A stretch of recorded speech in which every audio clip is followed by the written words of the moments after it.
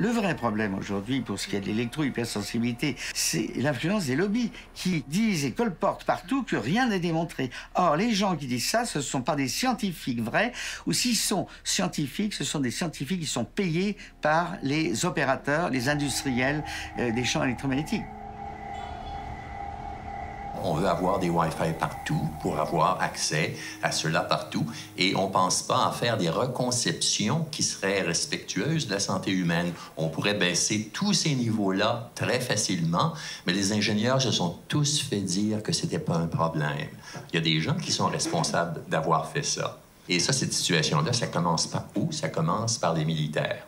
En d'autres termes, après la bombe atomique, il y avait la guerre froide. Donc, c'était ni les Russes ni les Américains qui voulaient ralentir le progrès du sans-fil. Parce que pour les missiles, pour la guerre elle-même, c'est essentiel.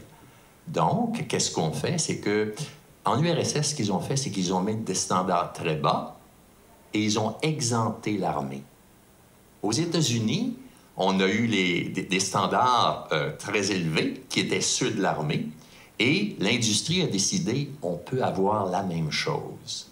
Donc, c'est ça la différence. Et donc, la vraie question, c'est est-ce que ce qui est tolérable pour un militaire qui est dans un avion de chasse F-16, est-ce que c'est tolérable pour votre petite fille qui va à l'école et qui est en première année?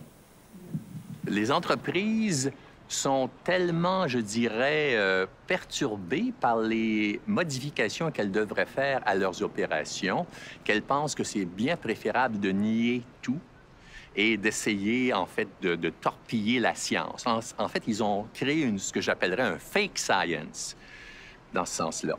Et la science a été mise de côté.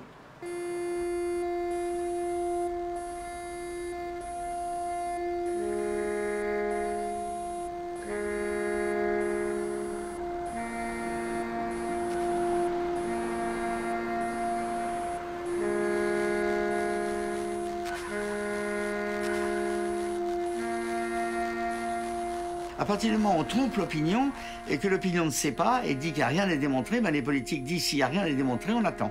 Donc c'est ça le fond du problème. Donc il faut absolument que les ONG se mobilisent. Sans le militantisme des ONG, la cause serait perdue.